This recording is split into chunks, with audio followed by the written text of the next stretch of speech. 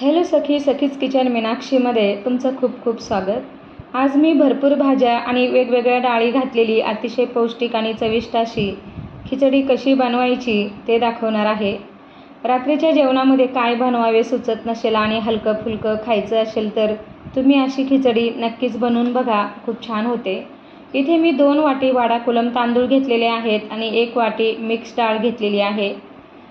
तांदूळ आणि डाळी मिक्स करून 2 ते 3 पाण्याने स्वच्छ धुवून 10 मिनिटे असेच पाण्यात ठेवायचे आहे।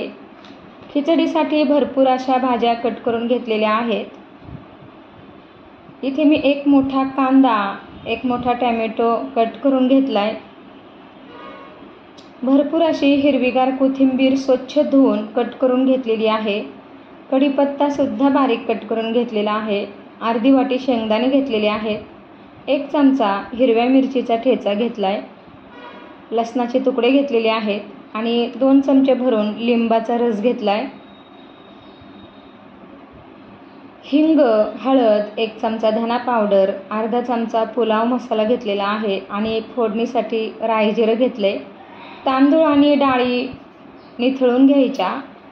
कढईमध्ये तेल घ्यायचं। तेल चांगलं तापलं की त्यामध्ये राई जिरं घालून घ्यायचं।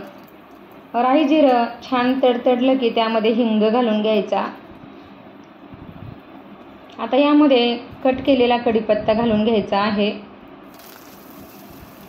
भरपूर असा लसूण घालून घ्यायचा आणि हे व्यवस्थित परतलं गेलं की त्यामध्ये शेंगदाणे घालून घ्यायचे आहेत।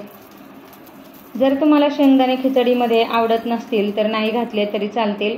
शेंगदाणे तळले गेले पाहिजेत, चांगले फ्राय झाले पाहिजे, खमंग असे। नंतरच त्यामध्ये कांदा घालायचा। कांदा चांगला परतला की त्यामध्ये टोमॅटो घालून घ्यायचा आहे।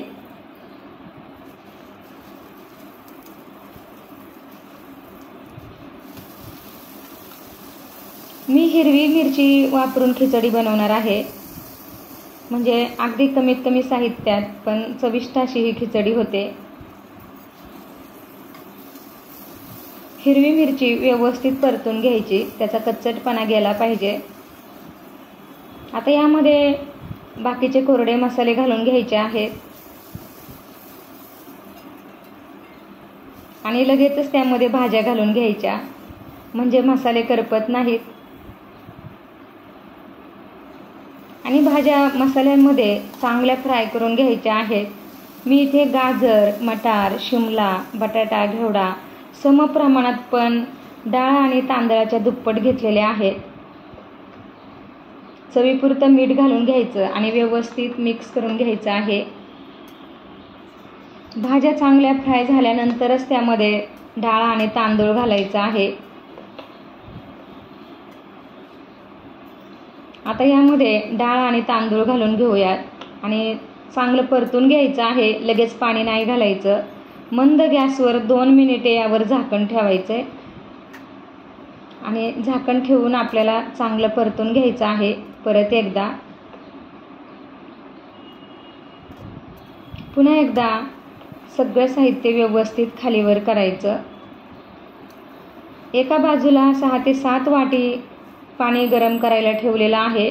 आता हे पाणी यामध्ये घालून घ्यायचं आहे आणि पाणी व्यवस्थित घालायचं, कारण आपल्याला मऊ लुसलुशीत खिचडी बनवायची आहे। खूप पचपचित पण नाही बनवायची। अशा पद्धतीने पाणी घालून घ्यायचं आहे आणि मी इथे कमीत कमी मसाले वापरलेले आहेत। ही खिचडी कमी तिखट, खूप पौष्टिक आणि चविष्ट होते। फक्त ही खिचडी आणि सॅलड, लोणचं, पापड सोबत असलं की बस, दुसरं काहीच लागत नाही। यामध्ये 1 चमचा साजूक तूप घालायचं आणि मंद गॅसवर झाकण ठेवून आपल्याला ही खिचडी शिजवून घ्यायची आहे। खिचडी शिजत आल्यावर पुन्हा एकसारखी खालीवर करून घ्यायची आहे, म्हणजे एकसारखी खिचडी शिजली जाते। आणि यामध्ये अजून पाणी आहे, त्यामुळे या पाण्यातच खिचडी शिजली जाणार आहे। तांदळाच्या प्रकारानुसार पाण्याचं प्रमाण कमी जास्त होऊ शकतं। आता यामध्ये लिंबाचा रस घालून घ्यायचा आणि मिक्स करून घ्यायचा आहे। लिंबाचा रस घातल्यामुळे खिचडी अजून छान होते। आता यावर पुन्हा झाकण ठेवायचं आहे आणि व्यवस्थित सॉफ्ट अशी खिचडी शिजवून घ्यायची. खिचडी व्यवस्थित शिजली की नाही चेक करायचं आहे. आणि यावेळी आपली खिचडी व्यवस्थित शिजली आहे. भरपूर अशी हिरवीगार कोथिंबीर घालून घ्यायची आणि व्यवस्थित मिक्स करायची आहे. आपल्याला गॅस बंद केल्यानंतर यावर झाकण ठेवून 6 ते 7 मिनिटे तशीच वाफेमध्ये खिचडी चांगली मुरू द्यायची आहे. ती अजून सॉफ्ट होते, मऊसूत होते आणि नंतरच ती खायला घ्यायची आहे, लगेच घ्यायची नाही. आणि तुम्ही इथे बघू शकता खिचडी एकदम मऊ लुसलुशीत चविष्ट अशी झालेली आहे. सोबतच मी इथे काकडी, गाजर, टोमॅटो, लोणचं आणि पापड घेतलेला आहे. खिचडीसाठी दुसरं काहीही लागत नाही जर तुम्ही अशा प्रकारची खिचडी जर बनवली तर. तुम्ही सुद्धा रात्रीच्या जेवणामध्ये अशी पौष्टिक चविष्ट खिचडी नक्की बनवून बघा.